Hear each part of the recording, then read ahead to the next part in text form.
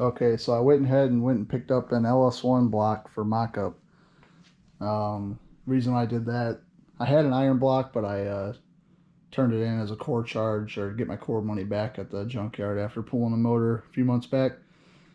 Get my 75 bucks back, so totaling making a motor about 150 bucks after you turn that back in total cost. So you might as well if you got one laying around. And plus the iron block's a lot heavier to be trying to get up on the stand by hand. So I picked up this aluminum block and slapped some heads I had laying around on there. I even put some gaskets on there. Got exhaust manifold, head gaskets that were just off of junkyard motor. That way all the spacing is like perfect, exactly how it'll be when it's all assembled. I just want to do that on my stuff. I always have, because when I didn't put the gaskets in, like I didn't have the exhaust manifold gaskets in one time, and I go weld everything all up off the car after I tack it real good and then go to put it back on. It's just a little bit off after you put the exhaust manifold gaskets in.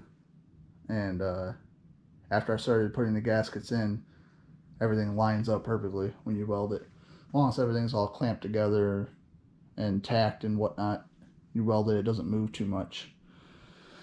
So yeah, I got that all set up here, and I got a little stubby pipe piece of straight that I cut an angle on so I could get started on getting this merge in here. And I think I'm going to put it right where this 45 is, basically something like that.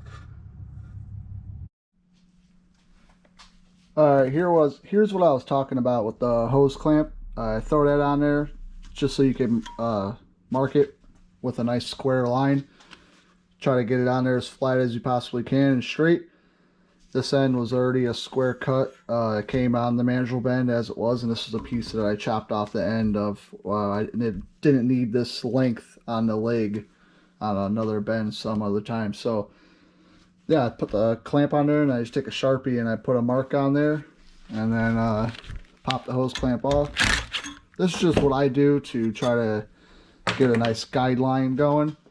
That way I make straight cuts. This is like if you don't have a bandsaw or a chop saw, which I do have, but like I said, I don't like to use those as much now as I do with the cutoff wheel here. And I got the good old death wheel with no guard on it, of course. This is a 6-incher. And yeah, I just line it up with the Sharpie line and start to make my cut and just go on through it, and it turns out pretty much perfect every time. Of course, with a leather glove on, and this one underneath it, and an old welding helmet as a face shield.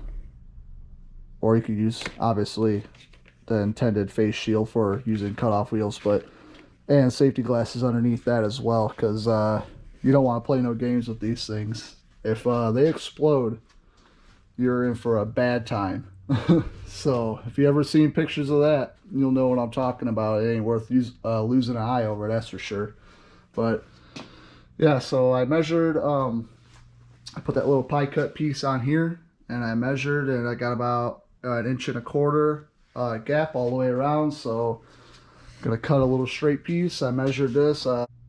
Okay, I got that piece cut out, that 1.25 inch or so. I marked it about like 1 3/8 because I needed 1.25 inch to bridge this gap right here, and it turned out almost like it was going to be too short a little bit. So, but luckily it was just right. There was almost starting to get a little bit of a gap there. All right, so that last section that I made, that's not going to work. I thought I was good. I had it tacked up here and coming straight down over here with this, I don't know, it was probably this piece here that I cut off.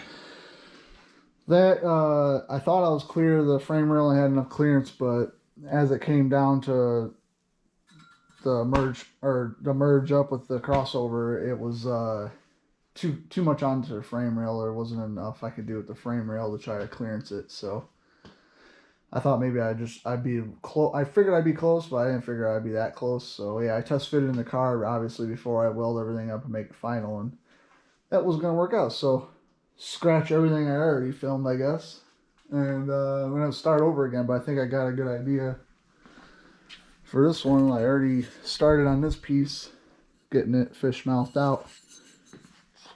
I looked at a bunch of different ways to do this, and the easiest way to do it and stay out of getting into any areas in here, like in the way of a plug, because I really don't want to be close to any plug wires or make it hard to change spark plugs. So I think what I'm going to do is this. Just going to come up through here between that primary and the downpipe, and that should fit in right there. So I'm just going to snake this guy down over there, and I'll show you how I'm going to do it here in a minute. Hopefully it should work out, but I'll get everything tacked on and see if it is going to work. I know I got plenty of clearance under, like this whole area is good to use or whatever. There's nothing there. The frame rail runs about right here. So before I was tied in all the way back here, and then I turned up and went to here. And the thing is, I turned this way and ran into the frame rail. So I gotta bring this up. Frame rail's about right there.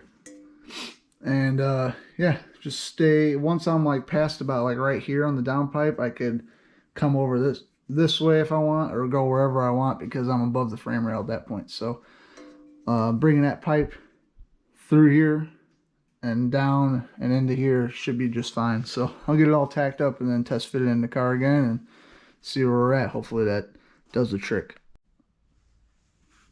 Okay, so this is what I came up with here. Like I showed you, this pipe over here, it's basically the merge right here. Got that all welded in. I pretty much got everything halfway welded in. That way it doesn't move when I take it all apart and weld the back sides of it.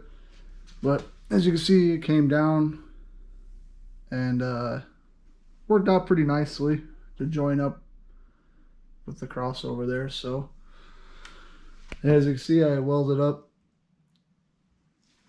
all the top sides with everything clamped together. And when I took the clamp off over here to this one to move it, to spin it around to the position that it's actually going to be in, which I think will be good because you could access it just like that, and to tighten and loosen it and whatnot. When I moved it to spin it around the other way, the pipe didn't come popping off the clamp or anything. Everything stayed like mated up as far as the flanges go. So hopefully everything stayed in place when I was welding just this top side. And I'm going to get the rest of it welded up here and get it on the car and see how everything fits.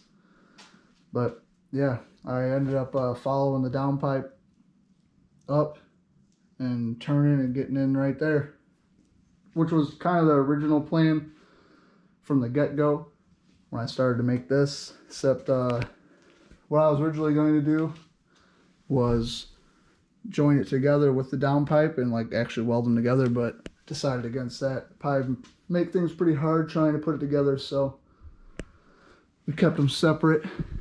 And yeah, as you can see, they're pretty close, but not touching, so got a little bit of space in there.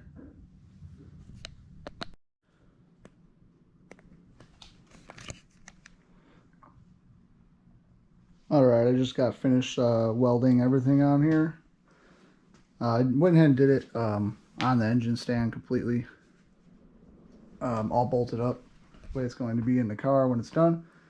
That way I don't got to worry about anything not lining back up again. So I snugged the manifold down where it goes, all that good stuff, and yeah, turned out fine. If I loosen this up,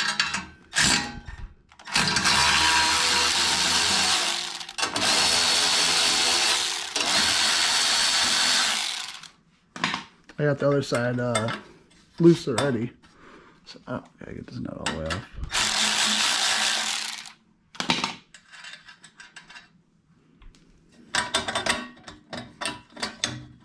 Come on, clamp. You just slide it down, but you can see it pops right back up, and the locating rings lock together. And you just pop that back on, snug, get everything kind of snugged up, and make sure the locking rings are seated, and tighten her down. But yeah, everything stayed in place without a flex, and welding it on the engine stand itself. So yeah, I'm gonna get this off, put it back on the car, and start doing the wastegate. But I'll probably save that for the next video. This one's already getting pretty long, so what I'm going to work on now is that wastegate after I get it put in the car, and get everything pulled off the front here. All this crap that's got to go for that intercooler to fit in front here. So yeah, after I get that wastegate mocked up where I want that to go, we'll start working on getting the cold side coming up there to the throttle body, and then I gotta cut a hole there for the discharge on the turbo to come down and go through to here somewhere. So I'll show you how I do all that, and we'll see where everything lands. I'm not completely sure where everything's gonna go yet, but we'll get it all mapped out and mocked up here shortly. I'll probably I'll throw all that cold side and the wastegate stuff on the next episode. So stay tuned for that. So yeah, I just wanted to say thanks for watching, and if you'd like, subscribe, drop a comment below if you got any suggestions or ideas for the build or anything like that, or any questions. Just let me know, and yeah, see you next time. Thank you.